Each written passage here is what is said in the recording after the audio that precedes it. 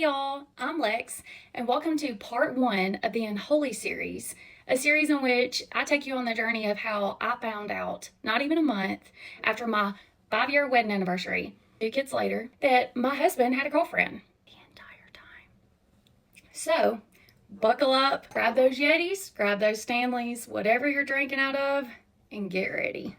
So since this is a part one, I will just go ahead and put this disclaimer out there that real names will not be used. If you know, you know. Don't be in the comment section blowing things up. It is what it is. This has happened over a year ago now, and I'm finally on my healing journey in which I'm okay to tell my story. I'm okay to tell my testimony because that's what it is. At the end of the day, this is my testimony because this is something that God has brought me through. This is something that God was beside me every step of the way, and without Him, I would not still be here. And I will give Him all the glory, honor, and adoration that He deserves through all of this, because even though that I have not been the best Christian throughout this whole entire process, that He has never left me, nor has He forsaken me. This is also not for me to right any wrong of any version of any story that I've heard in the past year. And trust me, I have heard them all. I have been called all the names. I have been accused of horrendous things that I would never do.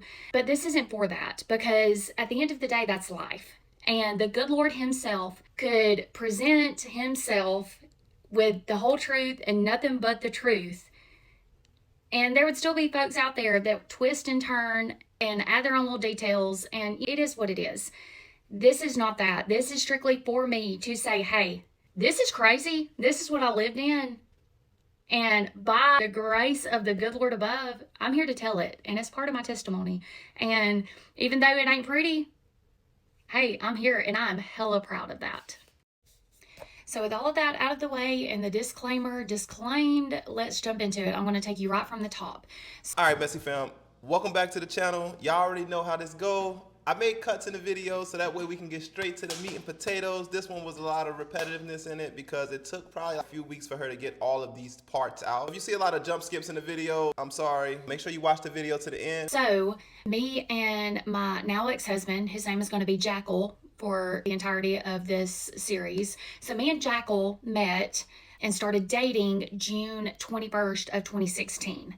It was like what me and him both described to each other as like a love at first sight. Like we instantly connected, we instantly became best friends, and like we dated and everything was perfect, never fought. Was always laughing, having a good time. So then he proposes. We ended up getting married June 16th of 2018. So literally just days shy of our 2-year dating anniversary, we got married. And like I said, I was under the impression that I had a 1 in a million love story. Like that's what I was living. I loved him with my whole entire being, with my whole entire heart, soul. There's nothing in this world that I wouldn't have done for Jackal at the time. I mean, we, from the outside looking in, and even behind the scenes with closed doors, when people weren't around, we, in my mind, had the picture perfect marriage. Like instead of fighting and arguing and bickering all the time, like we were laughing and cutting up. And, you know, even 5 years into the marriage, people were like, are y'all still in the honeymoon phase? Like, what's going on? Like, and I'm not saying that life didn't happen. I mean, we had 2 kids. So even when life did happen, we were able to sit down like adults and talk about things and it not be a knockdown drag out, or, you know, I never once felt like we weren't on the same team. So when I say that I was blindsided by every bit of the information that I'm about to give you, I was blindsided. And it hit me and took me out. Like it was literally like a bomb had hit and just went off in my life, because I literally, up until the day before I found out everything, I literally would have bet every single red penny that I have ever had in my entire life on the simple fact that this man would never cheat on me, that he was faithful to the end of times, that he loved me and only me, that he would never step outside of our marriage, that he never not had my back. I truly 1025% thought that up until the day that I found out everything. And even when I did find it out, it was such a shock that even I was trying to make excuses in my mind as to how this, like, that wasn't really him. Like, there's no way that this could be him. There's no way that, just in that, I guess, bargaining stage of grief, I guess, because I was having to grieve something in which I thought that existed that didn't. So this whole series is going to be deep, and it's going to be heavy, and it's a Jekyll and Hyde type of situation. So my ex-husband's name in this series is Jackal, and his mistress name is Heidi, because it's literally, he was coming home every single night, Monday through Friday, coming home with a smile on his face and happy to see me and the kids, and being the best husband and father that I thought that he was, all while living a whole nother double life. And so this is going to get messy. It's going to get messier before it gets any better. Just go ahead and say that. There are a lot of things that people are going to look at me and say, how didn't you know? Like, so you're that dumb? You're that trusting? 1000% I am. Because the day that I said my vows, I meant every single word of that. And I didn't take it lightly. And there was no need for me not to trust him ever in our marriage until the bomb was dropped. And then it was like, well, how many other people have done this to me? Because apparently I'm naive or too trusting or, whatever. How did I allow this to go this far? Like, I still ask myself those questions. So I'm going to get those. I get it. It is what it is. Y'all are going to have a lot of questions. I'll answer every single one that I can. But just know that from the moment that I met Jackal until the moment that I was signing divorce papers, I loved him entirely. A part of me will always love him just for the simple fact that he is the father of my children.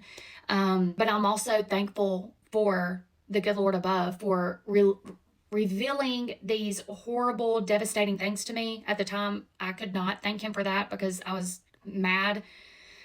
But it's going to be a roller coaster of a ride. So like I said before, buckle up.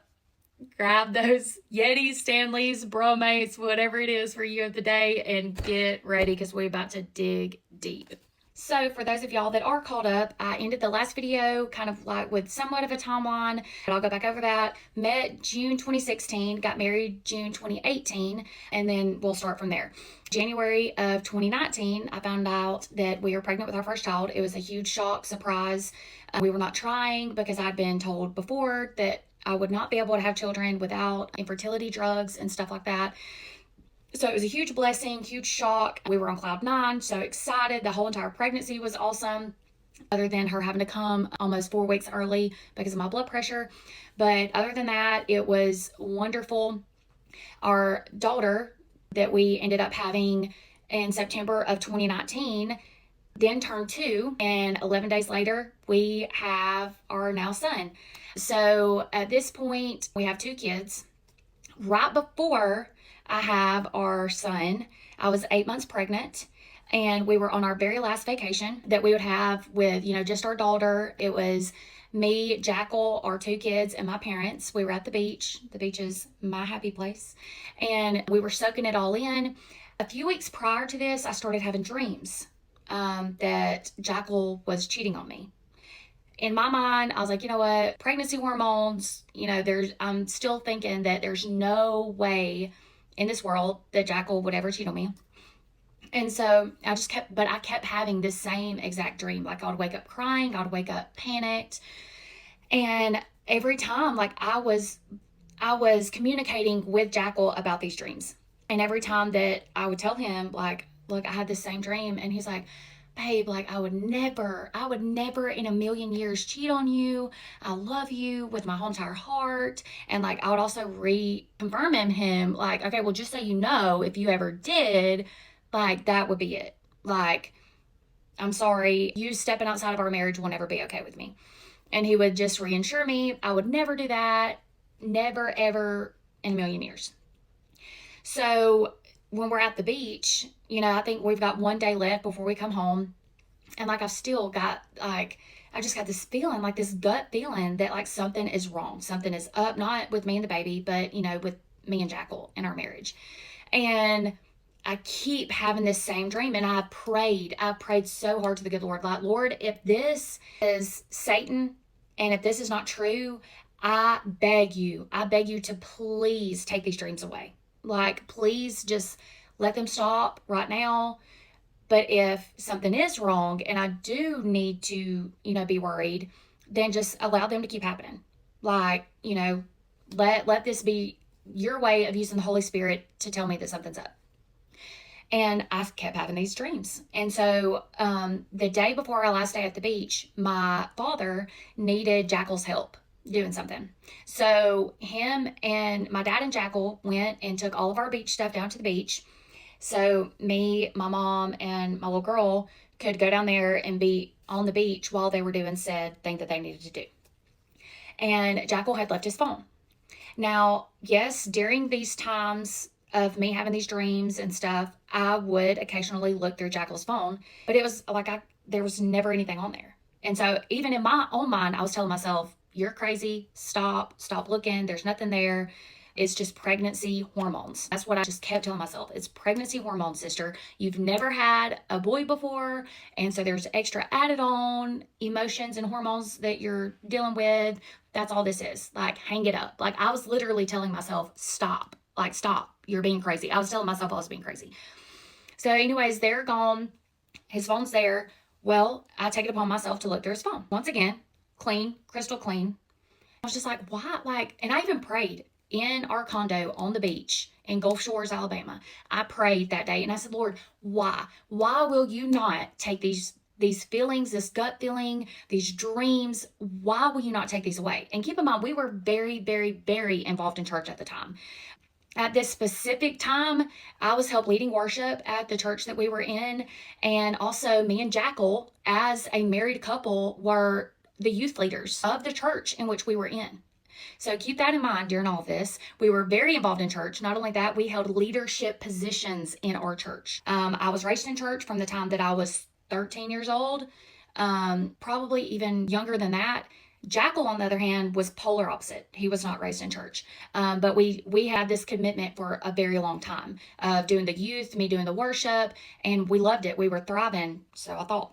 So I was angry with the Lord. Like, why do you continue to allow me to have these feelings, these dreams, if something is not wrong? So I put his phone back down. I'm getting me and my daughter ready to go down to the beach because, like I said, that's my happy place. That's where I want to be. And something else just told me, like, look again. Look again. And I'm like, I've looked every place that I know to look. Like, there's nothing on that phone. So, but I walk up there, get it again, and where I swore that I had looked once before, and I could not, I don't know. I'm not going to put some, oh my gosh, it wasn't there and then it was there. I'm not going to say that. But I went to another part of his search history on his phone. And in that moment, at 8 months pregnant, well, really 8.5 months pregnant, I knew in that moment that my husband was cheating on me. His search history was nothing but websites in which he shouldn't have been looking at, and looking up hotel rooms close to his work. And I immediately shut down.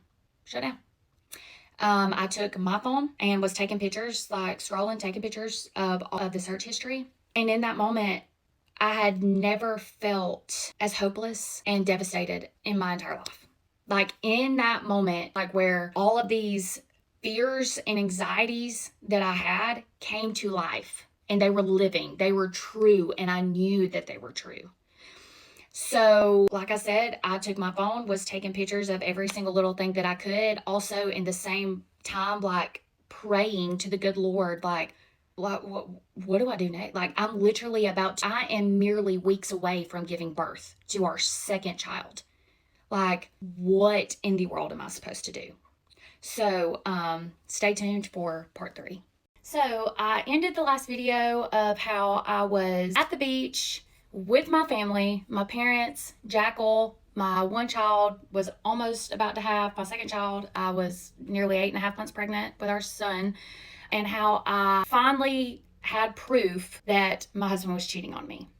Devastation does not even begin to cover the feelings that I was feeling in that moment. And I've never been in that position before. So I didn't want to ruin the last day and a half of this beach trip that was for our daughter, to, shower her in all the love and attention, because she was about to have a little brother that would also require all of that.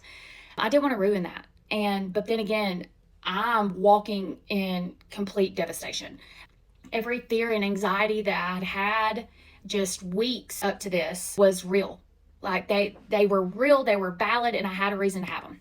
So I just try to keep it on land. Of course, I was a basket case, but at the time, I just told my parents that it was pregnancy hormones and that I was being crazy, because there for the past couple of weeks leading up to this, I thought that that's what it was, you know? So they were just like, okay, cool. Like, this is a very sentimental thing. Like, you have every reason to be emotional, yada, yada, yada. But when Jackal and my dad got back, Jackal could, of course, tell that something was wrong. And me and my mom and my daughter had never even made it down to the beach, because I told my mom, like, sorry, I was huge.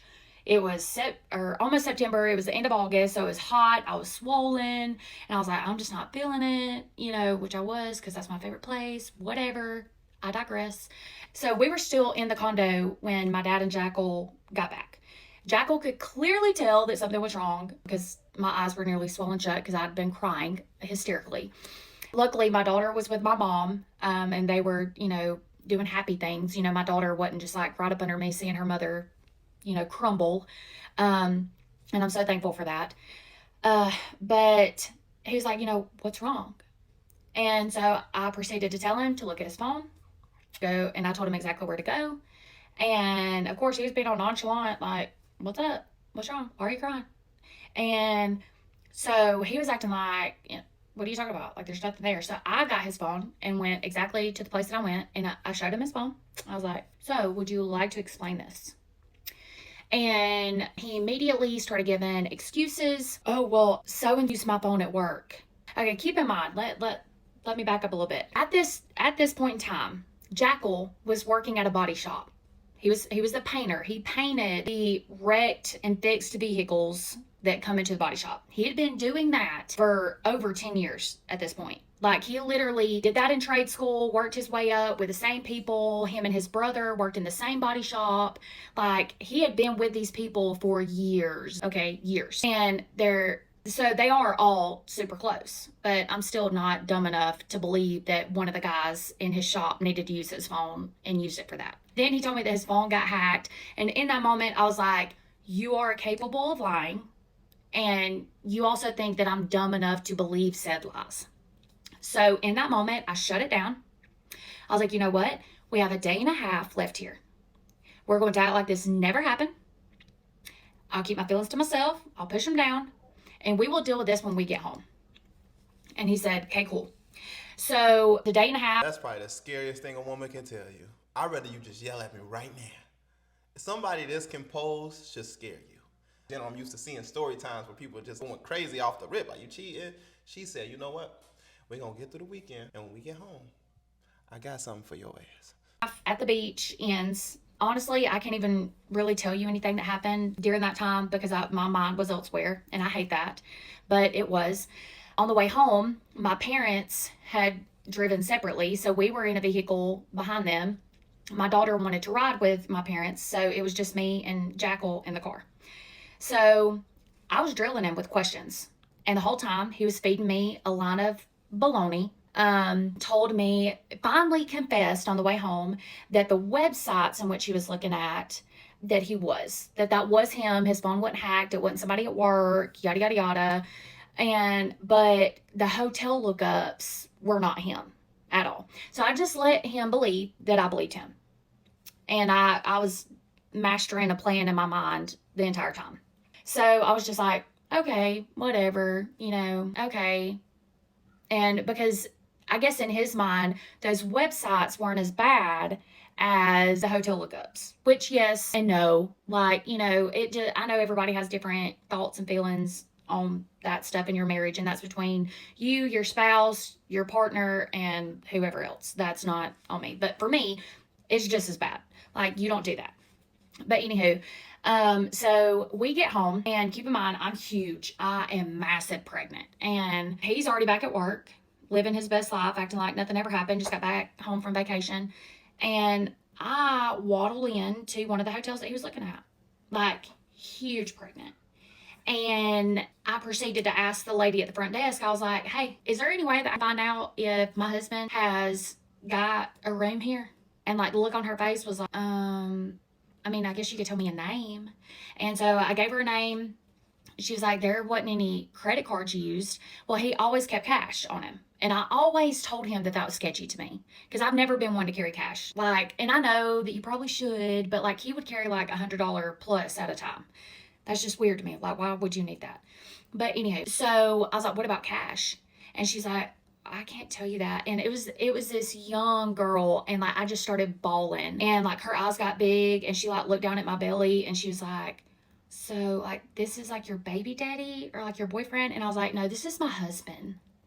And so she's like looking around, and she goes, look, I can't do, like, I'm not supposed to do this, but I'm going to go in the back room and look for his name for the people that has paid cash. And Flag on the play. Now, didn't I tell you this woman was dangerous? She said she went home and went to the hotel. Now, the girl, the messy clerk, you really just saved this woman a lot of stress in her marriage. But let's continue to watch. I told y'all she was dangerous, though. What do y'all think? I'll get with you. And in that moment, I was like, oh, thank you, Jesus. Like, I hated that she was doing something that she wasn't supposed to, but I was desperate for some answers. So stay tuned for part 4 because we're going to get even deeper. So I ended part 3 standing in the lobby of this local hotel trying to get answers as to, has my now ex-husband gotten a room here? The young little worker comes back, and you could just tell she's got the look of defeat. She wanted so bad to find something for me, but she's like, look, I don't have a lot of time, but when I skimmed through where it should have been, if he had of, I can't find anything. But then again, he could have used a fake name, yada, yada. And I said, look, thank you so much. I hugged her neck, and I was like, just you looking was more than enough. Like, just because there weren't answers, that's okay. Thank you for putting your job on the line for me. I appreciate it. Thank you so very much. And I get back in my car, and I just remember just crying, squalling, and praying like, Lord, please, please, please, please, every single thing that has been done in my marriage in the dark, please bring it to light. No matter how bad it hurts, I need to know. And in that moment, like I knew that it might not come right then, but things were about to start showing up, bubbling up. So Jackal at the time is at work. I think it's like a Thursday or a Friday. So he's at work as he's supposed to be. And I don't say anything, just still act normal as I can, or as much as I could. It's hard for me the whole fake it till you make it, I'm not good at that, ever. Because even if my mouth don't say it, my face is going to. So I'm not good at faking anything, So as best as I could, I was trying to play things cool. Well, when he got home, like I said, we still had our daughter. Well, since her baby brother was about to be born, it was time for her to start spending the night places, because this was right at the tail end of COVID. Like, when our second child was born, we were not allowed to have anybody there. Like, this was 2021. So we were all the way in Birmingham at St. Vincent's, delivering a whole child into the world, and we could not have a single soul in our room. Not during the birth, not after the birth. They could even bring us food. So we knew that our daughter would have to get accustomed to spending the night with people. So she was spending the night with my parents that night. And so once we got her settled, and it was just me and him at home, because we never did any of this in front of our children. The whole quote of never allow your storm to get your children wet is something that I live by daily. Just because I'm walking in a storm doesn't mean that my children have to get wet because of it. So that's something I live by. That's something that I'm very, very, very passionate about. And that's a hill I'll die on. So anyhow, I digress. Sorry, I ramble. You might have to hold the little thing and just speed it up, because I do be talking. So it's us, just me and him, back at the house. And I look at him, and I'm like, okay, tell me. And I told him, which was not a lie. I told him, I said, I went to the hotel today. So you're about to tell me everything. I didn't tell him I didn't have nothing. I didn't tell him that I did have something. I just told him that I went. Okay? So, he then proceeded to tell me that there was not 1, not 2, not 3, but yet I caught him in the middle of number 4 of meeting up with somebody. He had already met up with 3 different women during our marriage, but just one time apiece, and I caught him in the middle of meeting up with number 4. Their names. And I stayed calm. That is my superpower. I can stay very calm while getting every single ounce of bad news just poured on me. How? I don't know. And I was like, okay, so what's her names? And he's like, well, I can't tell you her name. And I said, why? He said, well, because I don't want to ruin her marriage. Oh, so you don't want to ruin her marriage, but you're totally okay with ruining your own. I said, no, I need names right now. So he proceeded to give me all 4 names of the females. And I even told him, I will be reaching out to every single one of these females. And if I even have to get husbands, fiancés, boyfriends, whatever, baby daddies involved, I will. And he literally looked at me and was like, okay, I understand. So I was like, okay, we're getting somewhere. We're getting somewhere. And the whole time he's talking, I'm in my notes section of my phone, just typing away, writing. And I mean, I am coming out of left field with the questions to ask him. Like, I want to know every single detail. Like, that is one of my flaws. I literally thrive off of honesty, like to a fault. Like, I not only want to know the truth, but I want to know every single detail about the truth. And as long as you tell me that, hey, that makes me feel like I can trust you with something. So I'm looking these females up on Facebook, on all kinds of social media, showing him pictures like, hey, is this her? Before I go crazy. And he said yes. So I've got a whole, just know, I got a whole entire album on my phone, photo album, dedicated to nothing but this affair. Okay. So I was screenshotting them, and he's like, okay. I reach out to all 4 women, all 4 of them. One of them never even writes me back. Okay, whatever. It is what it is. But 3 of them, including the married one with kids, all told me the same exact thing. Yes, we have been with your husband before. We have even slept with him. But it was well beyond before y'all ever even got together. So keep in mind, we had already been married for 3.5 years at this point. So in my mind, I was like, okay, that's weird. Like, are they all talking to each other? Like, why are they all saying the same thing? But then again, why would my whole husband at the time straight up admit to me, I have slept with these women while being married to you, and it not be true? And then I even told him that I was reaching out to them, and he said, okay, I understand. So this is my mind just keeps wondering. So come back for part 5, because it still just keeps getting crazier. Hold on, before we get into part 5, y'all, let's just break down this real quick. Let's just go ahead and start assuming right now. Why do y'all think her husband told her that? Now, I'm a man, I'm a guy. Can I just give my feedback on this? He's lying. I believe that he probably slept with those women, right? And he told them that he told his wife. She was not about to blindside these women. Now, she's smart, because why would they all be saying the same thing? Right, unless he warned them all. Lord, I pray that you keep me guided. I don't never want to face this type of wrath. You're done. You're cooked. Oh, buddy, you can gather up the Avengers. I'm never admitting this. I am never about to look you in your face and say, you caught me at number 4? Baby, you just caught me. What do you think, Messy Fam? You think he warned those women? Or you think he just completely gave her 4 women that he ain't slept with recently just to keep the fresh ones that he got in his catalog unaware of what's going on? Which one y'all think it is? Could be either or. Let's get back into it. So we ended part 4 with Jackal openly admitting to these 4 different women that he had been with, had met up with, had slept with, all of that.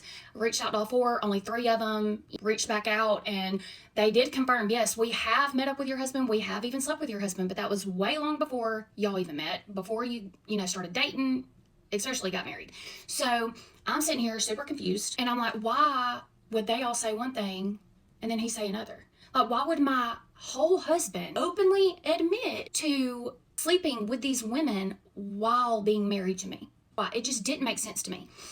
So let me give you a little other bombshell, I guess, is the very next day, this was a Friday, that Saturday, we had our baby shower, in which I had to be around everybody that I love so deeply. So that means my parents, my whole entire church family, co-workers, best friends, all of these people that know me inside and out, know how if I'm acting differently, I'm going to be around them. And then we're leaving our baby shower to take professional maternity photos. So in my mind, I'm panicking. I'm like, okay, because nobody knew. Nobody had even an inkling of an idea that something was going on. Not a best friend, not my brother, not my parents, nobody. It was literally me and Jackal. And so my prayer life in that moment was deeper than it had ever been. I had never prayed and begged the Lord so hard to, Lord, just get me through this. Please, I cannot have another pregnancy and birth go like it did with our first child.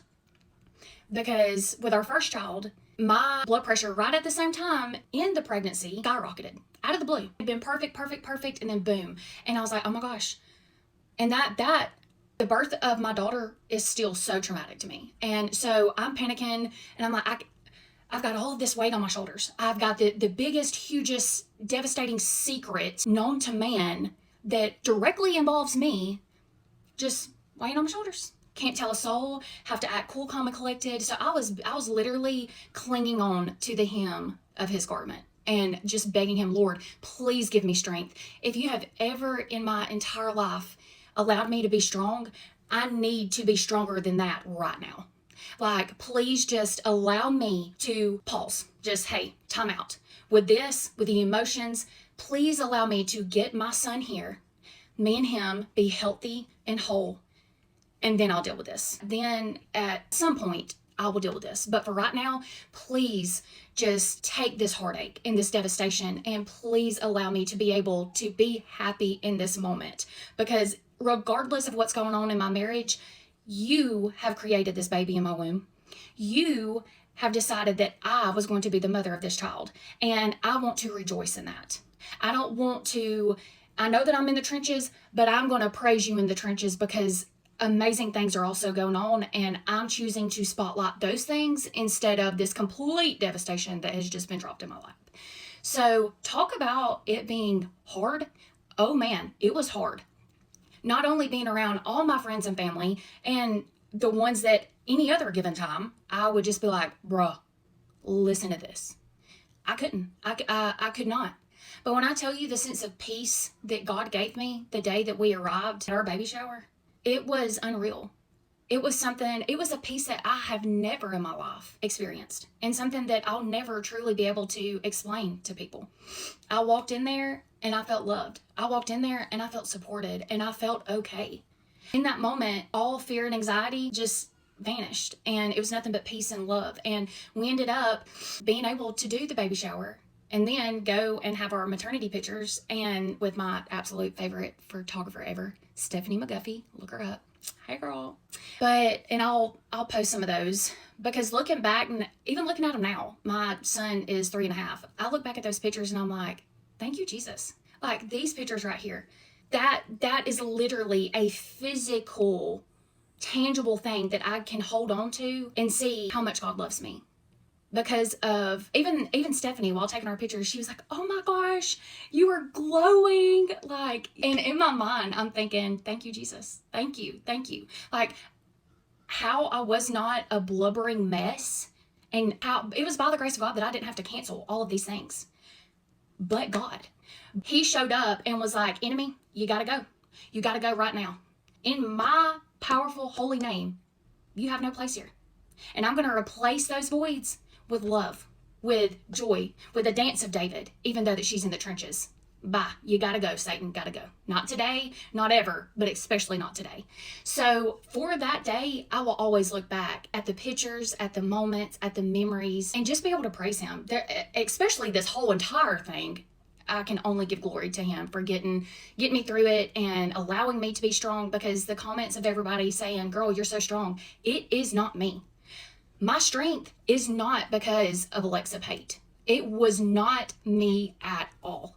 In those moments, God literally rescued me. And he saw the SOS. He saw the panic, the devastation, and he swooped in and just carried me and said, come on, my child. Come on, baby girl. Let's do this. I'm going to get you through this. It's going to be hard, but one day and I was so mad at him too. Like, how? Timing, bro? Like, could the timing be any worse? But then again, God's timing's perfect, and that's so hard for us to grasp. And I'm sorry, I have once again went on a tangent and have yapped about stuff that you're like, I need the details of what Jackal did. I'm getting there, I promise. But be patient with me, because this isn't for me to slander Jackal. This is for me to tell my testimony, and for me to say, thank you, God. And for me to get on here and encourage y'all that our Lord and Savior loves us so much. And no matter what you're going through, he will get you through it. 1025%. So this is for me to give him praise, glory, honor, adoration, and to tell my testimony. So let's go for part 6. Okay, so we left off on part 5 of where, had the baby shower, had the pictures, the Lord showed up in great mighty ways and was like, come on, sis, you're going to get through it. So let's continue on. And I promise you, I'm spitting it out. I really am trying. Okay, so then our son is born because, I'm still in the mindset of, hey, time out, time out. I can't deal with this right now. I have to put it down and put on the hat and take the role of mama, and that be my only focus right now. So I did it. How? The good Lord. And that's the only way that I can describe that. The good Lord. He was born. It was during COVID. We couldn't have anybody there. So there was a lot of time of just me and him and some random nurses that I'd never met before in my life, all the way in Birmingham, an hour and a half away. That was hard. And thank you, Jesus. Thank you, thank you, thank you. I digress. Sorry. I'm just so thankful. But after that, our son is born. Everything is going great. With our daughter, my first child, I was so close to having postpartum depression with her because of my traumatic birth that I still was doing so hard. Push it down. Don't think about it. We're not going to talk about it. We will deal with it at a later time. So we did just that. We literally carried on life like nothing happened. He did get a new phone number. He promised all these things. He deleted all social media, supposedly. Facebook, Snapchat, got a new phone number. So none of these women would have a way of contacting him. So he was doing things to make me believe that we were going to be okay, that it was a thing of the past. It will never happen again. And in my mind, I was like, yeah, okay. But I had way more bigger things to take care of, like especially having a newborn and all of that. So I was just like, yeah, okay, thanks. Like, thank you for doing that.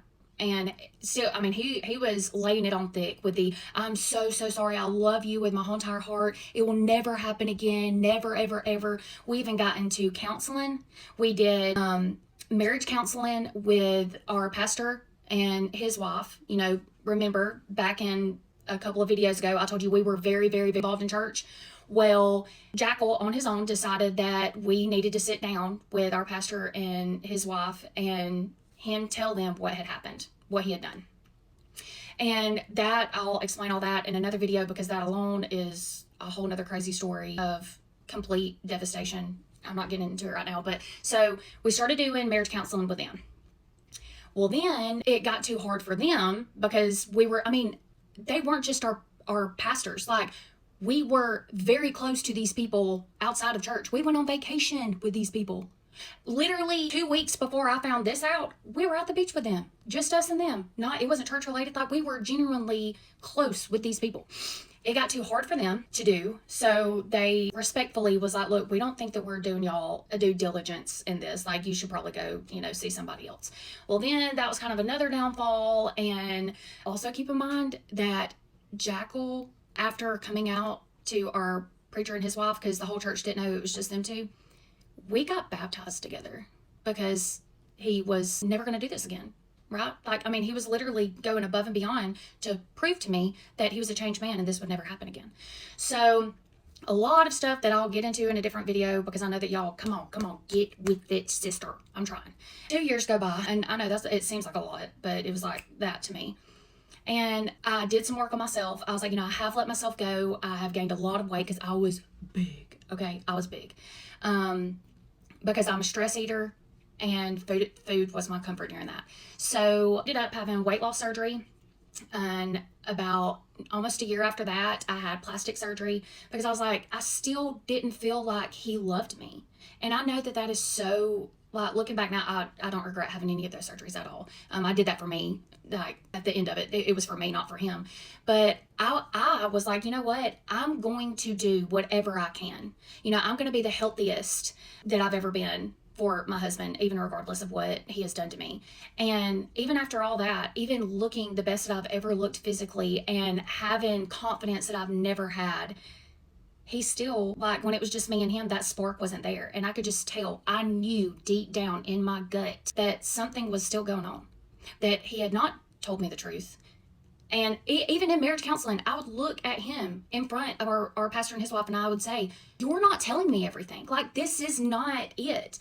And people were looking at me like, Alexa, what do you mean that's not it? Like, that's a huge thing. What more do you want? And I'm like, no, that's not the story. That is not what happened. I know it.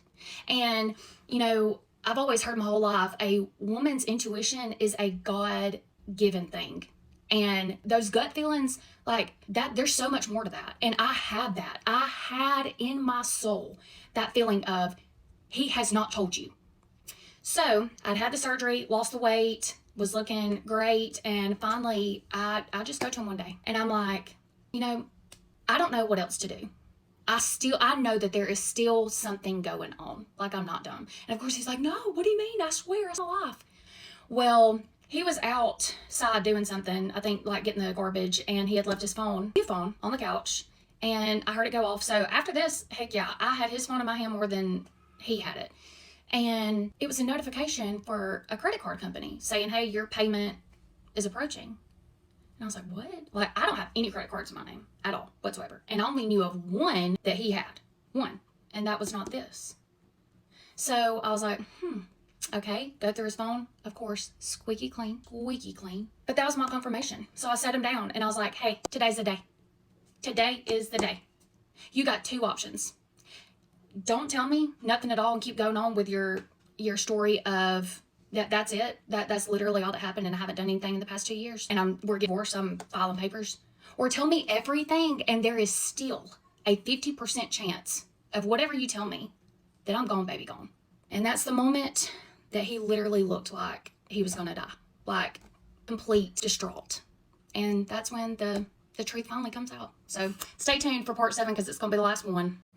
All right, so we left off at the point of me confronting Jackal and saying, look, this is insane. This is wild. The fact that he already got caught cheating. He admits to doing it 4 different times, and he's still doing it. All right, Bestie Family. Now, I just want to go on record by saying this is not the last part. Now, I don't know if she just thought this was going to be the last part, but I believe she came out with at least 10, 11 parts, but it is flowing pretty quickly. What do you guys think of the flow of the video so far? Do you feel like the cuts are good? Just let me know. Give me a little feedback in the comment section. Do you feel like you're still getting the gist of the story?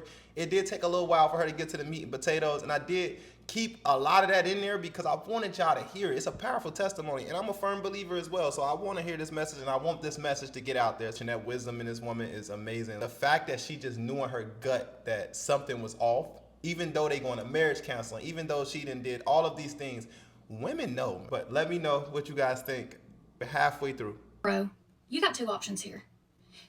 Don't tell me nothing. Keep going on with your same story of, I've told you everything. It's 4 women. These past 2 years, I've been faithful to you, and I'm going and having papers drawn up for a divorce. Or tell me everything, and there's still a 50% chance in me leaving, depending on what you tell me. So literally, when I tell you that he looked physically ill, like as soon as I told him that, every ounce of color in his body drained. Okay, this was July the 1st of 2023. And we had just gotten off of our 5-year wedding anniversary beach trip in which he planned it. It was a first. He had never planned any vacation for us. And he was about to be out of work for several days because, 4th of July. So our daughter was with my parents and our son was taking a nap. So once again, none of this was done in front of either of our children. So he looks physically ill, like he's about to throw up, like literally keeps... Like, he will stand up and just pace and then sit down. And I was being patient. And I was like, come on, bro. Come on. Kind of how y'all been with me, like, spit it out. Like, that was me with him in that moment. So I know wholeheartedly what that feels like. And I'm so sorry. But he looks at me, and after about 5 minutes of doing the up and down, walking, pacing, literally looking like he's about to vomit everywhere, he goes, I'm going to have to quit my job. And then just keeps walking. And I was like, what? He was like, I'm going to have to quit my job. And still, I'm completely lost. Like, what do you mean you're going to have to quit your job?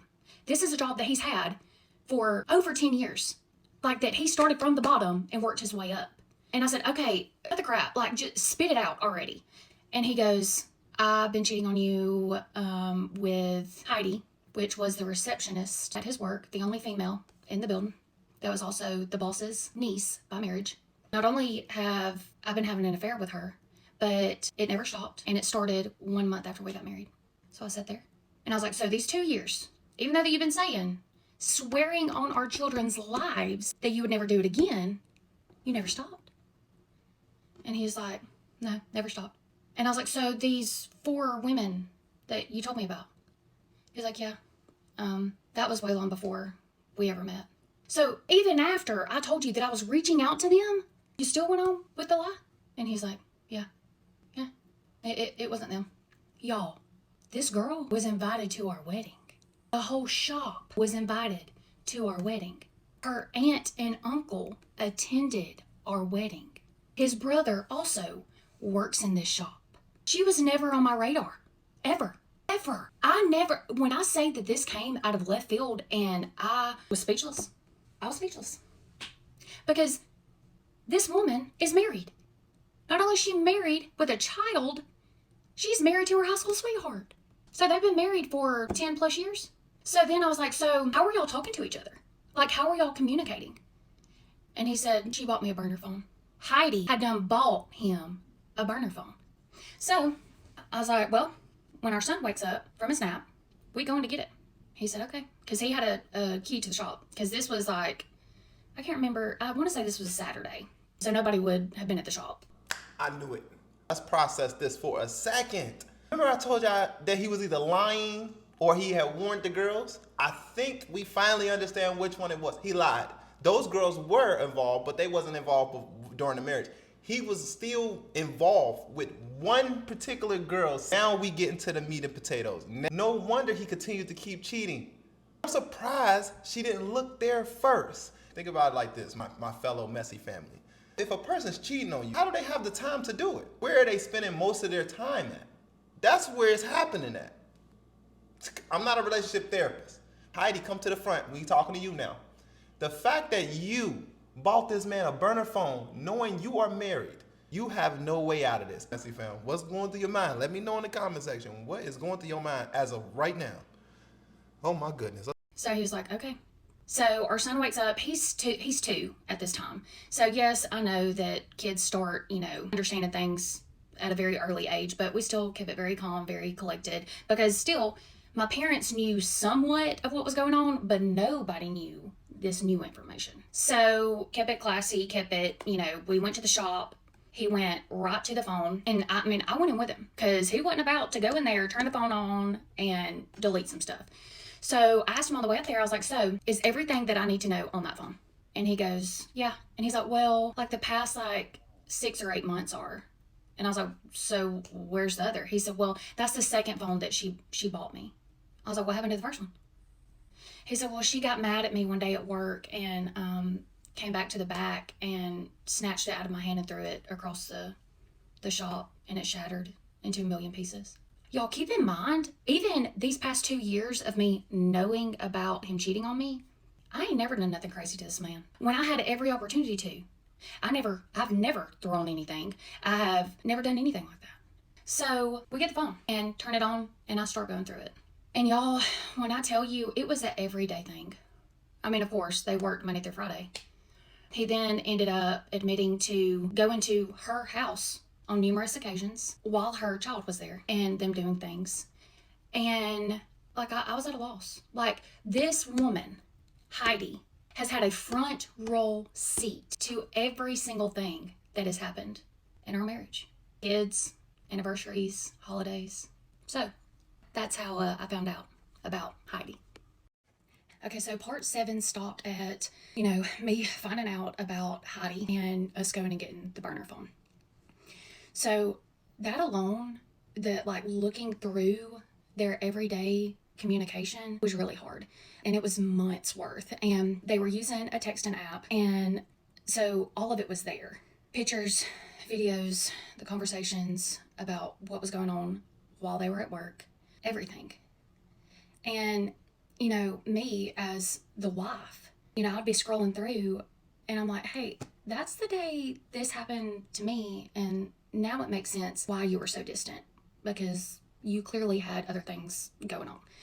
So I had the burner phone, and then I had my phone, and the whole thread was, I was snapping pictures, and keep in mind, neither one of them expected me to come out of left field and be like, hey, you gonna tell me? So literally, because this was a Saturday, the day prior, they had done things. They had been together all day long. Now, Jackal swears that nobody in the shop knew, but I don't see how. They all worked together. They've been working together for many, many, many years. You know, his own brother was a part of the shop. Like, it's just hard for me to believe that nobody knew. But I'm going to choose my peace and just keep telling myself that, okay, maybe they didn't. Because I would hope and pray to the good Lord above that at least if his brother knew, that, you know, he would have let somebody know. But that in itself is fishy. So, but I'm not even going to go there. But I'm still like, what? After every conversation. So his shop where he worked was kind of close to his mom's house. So I told him, because after he had told me about, you know, the 4 girls, I made him sit down and tell his mom and stepdad, and then sit down and tell my parents. Because I'm not about to walk around here in complete shambles and people thinking that I need to be committed for no reason. Like, no. I need other people in my corner praying for me, honestly, and people to know, like, okay, this is why Alexa is acting this way. Like, hey, she legit has every right to. So we'd already sat down and had those conversations with my family and his family. And his mom then, that time, pretty much just told him, like, you know, you got to get your crap together. You know, if you love her, just don't do it again. But they're also the type where it's just in their nature to, like, sweep things under the rug and, like, never talk about it again and never actually deal with the situation. And I'm polar opposite. I grew up in a very, very family where, like, we talk to each other about everything. So that is another layer of how it was so hard on me, not telling anybody. But like when you know that there's a known problem, we've got to fix said problem or a problem will not go away. So we went there, told them, and I looked at him on the way home from his mom's house. I was like, okay, either you're quitting your job come Wednesday or she is. Both of y'all can't stay there, because this was Friday, and then, you know, the 4th of July was coming up, so they didn't go back to work until, like, lunchtime on that Wednesday, okay? So Heidi had no idea that the wife done found out until the wife done showed up Wednesday at lunchtime with Jackal. So he could tell his boss in front of me and in front of her why he was quitting his job of over 10 years and how it had everything to do with the boss's niece. And that was crazy. How I did not end up in jail that day, it's the good Lord. I know that this is going to sound crazy, this is going to sound bad, but I had every intentions on showing my whole entire tail. You hear me? I had never in my life wanted to smile so big and so proud in a mugshot. That's the point that I was at. Like, look, girl, you didn't just do this to me. There is 2 whole kids, innocent kids, that you did this to, along with doing it to your own and your own husband. And also, I know most of y'all have no idea who I am or don't know anything about me. I am the most straight-laced, by-the-book person you gonna meet. I ain't never been in trouble. I ain't never been arrested. I ain't never nothing. So the police, even though that I am a first responder, I still respect the police. I ain't trying to get in trouble. No, that day, go ahead and call them. Please go ahead and call them. So even my dad, and he was never one to teach me, like, hey, you know, fighting's okay. If somebody messes with you, you beat them up. Like, no. It was always, okay, let it be peaceful. But that day, he was like, got your bill of money, sister. Do what you got to do. And so I had warned my bestie. I told all the appropriate people, like, look, it's about to go down. And I don't know how it's going to go down, but it's going down. So the look on her face, because, like, we got there before she did, and we were standing in his boss's office, and then she walked in and saw me, priceless. Got you, sis. I said, hey, girl, how are you? And she went, because she knew. And at first, she thought that she was just going to stay in her little office area. And I said, no, I'm sorry, said boss man. Your family member also has to enter the building. Like, she's also one of the stars of the show. So please, by all means, come on, join us. And she just stood there, and she's like, no.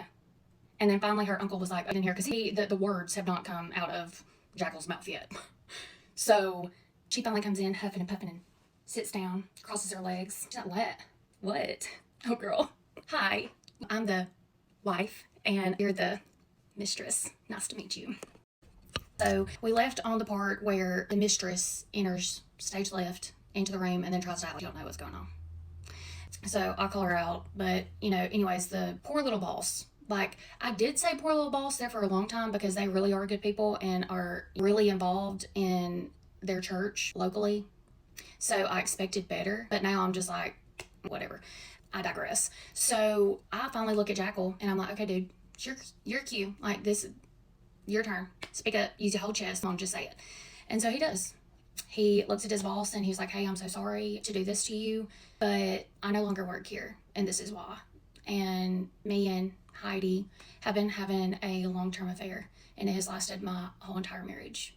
And I mean, kudos to the boss, because like, I mean, his jaw didn't even hit the floor. He was just like, okay.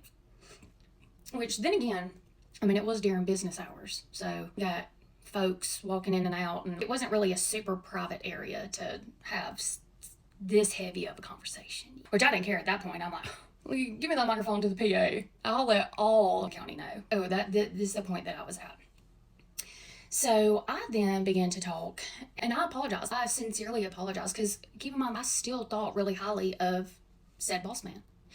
And I was like, look, I'm so sorry that they did this to you. They, and to me, but especially to you.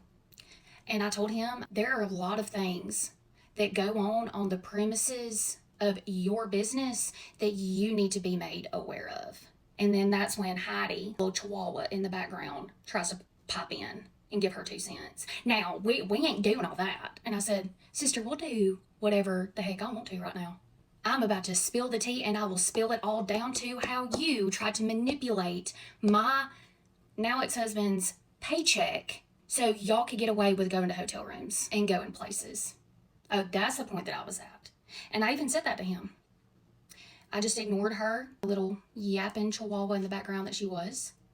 And I just continued to talk. And I was like, you might even need to look into your books, because there's some shadiness going on. And then, of course, she's like, that's a lie. And I was like, I even looked at her in front of said boss, and I was like, and I held up the phone. I said, girl, I got the phone. And I've had the phone since Saturday. So I've had plenty of time to sit and read through every message. So I know what you were doing. So, and the boss was like, okay, because he wants to keep this very hush, and cool. I don't see the point in it. Everybody at the shop deserves to know what's going on. Jackal was the only painter at that business at that time. So he screwed everybody, because they're a commission-based business. So when one part of the puzzle's missing, everybody don't get their money. So he screwed everybody. Well, at least her. Sorry, I digress. That was petty. Just bringing back, bubbling up old feelings. I need to simmer down. But anyways, once he was like, and he looked at Heidi, the boss did, and was like, me and you will talk. So I was under the impression that, hey, she very well might lose her job too, as she should have. But no, girl's still there. She's still there. You know that what they say about family, she's still there, which is dangerous. Just know, if you're one of the people in the circle, it's dangerous, and I see you. But anywho, I digress even more. So she's like, can I talk to you? To me. And I was like, girl, I would love to hear what you got to say. So we went outside. Bless it. There's customers walking in left. I truly did feel bad, but at the same sense, like, I didn't do this. While Jackal, because I told him that day before any of this started, you will be going around to every single one of your coworkers and telling them that you're quitting right then and there, and telling them why. And see, keep in mind, Heidi's brother also worked at the shop. Heidi's brother and Jackal were supposed to be best friends. So talking about some popping, hot, juicy tea, if I could have seen the look, because trust me, if she wouldn't have called me outside, I didn't have nothing to say to her. Not a single thing to say to her. I wanted to see the look on every single one of their faces, because I wanted them to look at me while hearing this information, so I could be able to tell whether or not they knew. Because if anybody at that shop knew, and you're watching this, shame on you. That goes far beyond, oh, I don't want to get in people's business. How many did you at least go up to them and say, hey, y'all need to get it together, because this ain't right? That's a whole nother thing, but I'm choosing peace, and I'm choosing to believe that none of them knew. So she started in, and she was like, I'm not the only one. And I was like, yeah, there's 2 of us. So how could you be the only one? And she's like, well, no, I know that he is sleeping with other people. And I was like, I ain't got nothing to do with me now, because my marriage is clearly over. That's the mindset that I was in. And she just tried, and then she told me, which I could leave her over Jackal, because he clearly has a history of not being able to tell the truth. She told me that it started well before we got married. So there's that. Would explain as to why she didn't come to the wedding, but she was invited because, hey, clueless over here. But so I then leave there, send the husband a friend request because I didn't want her to know anything that I had going on behind the scenes. So I waited until this moment, and then stay tuned for the next part where the husband knows. I ended the last video, the husband knows. So let me get into that. So as I said, the husband knows, and he's still the husband. They're still married. I'll just go and throw that out there because I haven't been able to look at all the comments. Y'all have been showing me so much love and have so many questions, as you should, because this is a crazy story. But that is one that I keep seeing. So they are still married. And yes, he knows. Want to know how he knows? Because I met him and gave him the phone. So, of course, it was in my nature Saturday to send the husband a friend request because that's really the only way that I had to communicate with him was through the Book of Faces. So that's what I wanted to do, but I was trying to play my cards smart because I knew because this is how messy. Hold on. Girl, we've been working too hard. We ain't gonna be messy. That Saturday that I found out, I go to my Book of Faces to see if me and Heidi are still friends on there. Nope. I'd been blocked. So I wonder at what time she blocked me because, once again, she was not on my radar. So I had no reason not to be friends with her. I feel like everybody at that shop was so tight-knit. We were all friends. I was friends with all the other wives. Truly cared about his coworkers and their families, and they were a very small, tight-knit group. So that right there said everything. But I would like to know, hey Heidi, at what point were you like, I can't say that? Because keep in mind, my Facebook page, now for the past 2 years, it hadn't been all sunshine and rainbows because like I have previously mentioned, I am not good at faking it till I make it. I'm not going to stand here and tell you that my life is just filled full of unicorns and sparkly rainbows when it's not. But also, until now, I've been very private about my life. So it couldn't be because I was posting all of these things, gloating about how awesome my marriage is, how I love my husband, all this stuff. So I am curious to know when she did block me. And I knew that I was blocked because, of course, I get on the phone with the bestie and I'm like, girl, look and see if you can pull this person up. And she could. So, anywho, I send the husband a friend request on the Book of Faces. And it takes about 15 minutes and he accepts it. So, back to what I was saying. So, sorry, guys. Had to take a little intermission there for a minute and get that PSA out. Let's just time out. And the person that Jackal is with now is not Heidi. Two totally different people. So just, I'm leaving that there.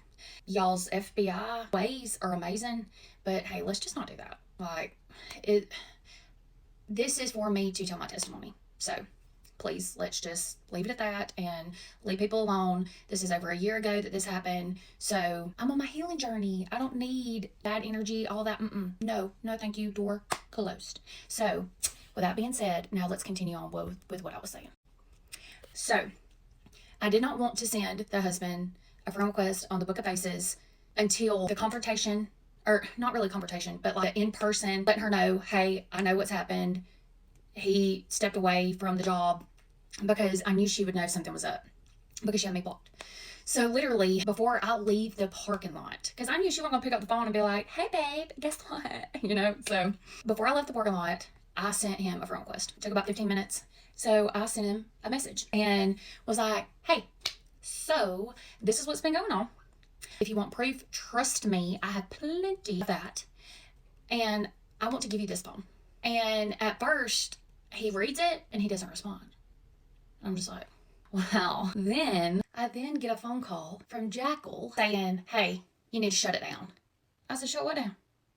He said, the now ex-boss then called him saying, so in so many words, Heidi went to the uncle, aka the boss, and was like, oh, she's reaching out to my husband and they want me to stop. And I said, rather not. No, he deserves to know every grueling detail. He deserves to know. And at this point, that's not even petty. That is the human thing to do. My mind is just blown at these folks that are just like, how dare you? Why can't you just keep it hush? Because the dude deserves to know. Mind blown at this point. So I was just like, rather not. And so I continue with business. Well, then I get a phone call from a random number, but it was a local. I have this spam thing on my phone and it didn't say spam. So I answered. Oh, it was Heidi. and she was big mad. Literally the first things out of her mouth was, "How dare you try to ruin my life? Are we living the same situation? What do you think that you've just done to my whole marriage that not only affects me, but affects 2 children? And I'm ruining your life? You didn't expect, you really in her mind did not expect me to reach out to her whole husband." I don't know what crazy la la land that these folks be living in, but it must be nice, really, must be nice to not have a conscience, to not give a crap, to just want to sweep everything under the rug and act like it never happened. Will not ever be me. So I meet the dude, handed the phone. She said a whole lot more on that phone call, but it ain't, whatever. I literally let her go on for about 15 minutes and I said, "So, you done?" Because I'll just say this. I'm obsessed with just how much my unbothered level has leveled up. You think you can bother me or hurt my feelings or after all this? Good luck with that. But keep watching for another update. I'm trying to get this out there, y'all, and maybe even try to go live. What do y'all want me to do? At this point, I'm just, my mind. Okay, so in part 10, I left y'all off at, I met with the husband, gave him the burner phone, and just left it there. I didn't really go into much detail, so let's start off there. So if you remember, I got a phone call from Heidi herself. I didn't know it was Heidi. It was just a local number, and oblivious me answered the phone, and it was Heidi, and she wasn't just mad, y'all. She was big mad, and she called me every name under the sun and even told me that I was ruining her life. She hadn't just ruined mine, but that's neither here nor there. But then she then proceeded to tell me that I needed to leave her husband alone and stop harassing him. Now, at this point, he had messaged me back. I guess that's just, hey, common sense, considering the fact that I met up with him in person and handed over the burner phone. But I told her, I said, if that's how he feels, then let him tell me that I need to leave him alone. And so she then proceeds, I guess I'm on speakerphone, she then proceeds to say, "All right, tell her to leave you alone." And he said, "Well, what has she got to tell me? And I done told you, if you just tell her to leave you alone, then I'll tell you everything." And I said, "Oh, everything as in how you've been sleeping with my husband for the past 5 years." And then, oh man, I thought she was big mad at the beginning. Oh, homegirl done reached a whole nother level of mad that I didn't even think was achievable. And name calling and everything else proceeded. And, I let her go on, and she was saying it with her whole chest too. So I was like, "Come on, sister, bring it on." I let her go on and for about 15 minutes. And then I was like, "So, you done, sis?" I was like, because I will be handing this phone over to your husband because he deserves to know all the things. So you can be mad or not, but I haven't ruined your life. You have, in fact, ruined mine, and I don't appreciate it, and I really don't have anything else to say to you." So then I just hung up on her. So when I did meet up with the husband, like I said, I'd never laid eyes on the man. I'd never been around him, but just from what I could gather, he was a very different than me. I was born with a mouthful to say. I never met a stranger, and everybody's gonna know in my whole life story. Well, not this until now, but you know what I mean. I'll talk the paint off a wall if it'd let me. So that was kind of hard. Our personalities are totally different. But he was just, thank you so much. He did out there that there were a few different times that he had suspected something and had even caught her doing things that she shouldn't have done, but he just overlooked it and thought that he wouldn't have to worry about anything else. God bless his precious little heart and soul. And I know that I say that sarcastically, but I truly do mean that. Bless this man's heart, because this is his high school sweetheart. They do have a child together. And for the ones of y'all asking if there's any way that my ex-husband could be the father of her child, absolutely not. No, there's no way. There's just literally no way. You can just look at the child and tell that that is their child. So that's all I'm going to say. No, I'll debunk all those. That's not the case. But he was very soft-spoken, just kind of mind blown, and just kept thanking me over and over and over again. So as far as people saying, so what was the point of you making him quit his job if you knew that you're going to leave? At that moment, I didn't know for certain. And I was very open and honest with my ex-husband this whole entire time about that. I was like, I don't know what I'm going to do. Like, as deep down inside, I knew that there was a part of me that he had damaged, that there was no way, like, there was no recovering from. But also, I just needed time to sit in prayer and to really ask the good Lord, how do you want me to do this? On the flip side of that, I also knew that at the end of the day, I'm going to be the mother of my 2 children for as long as I'm alive and as long as they are.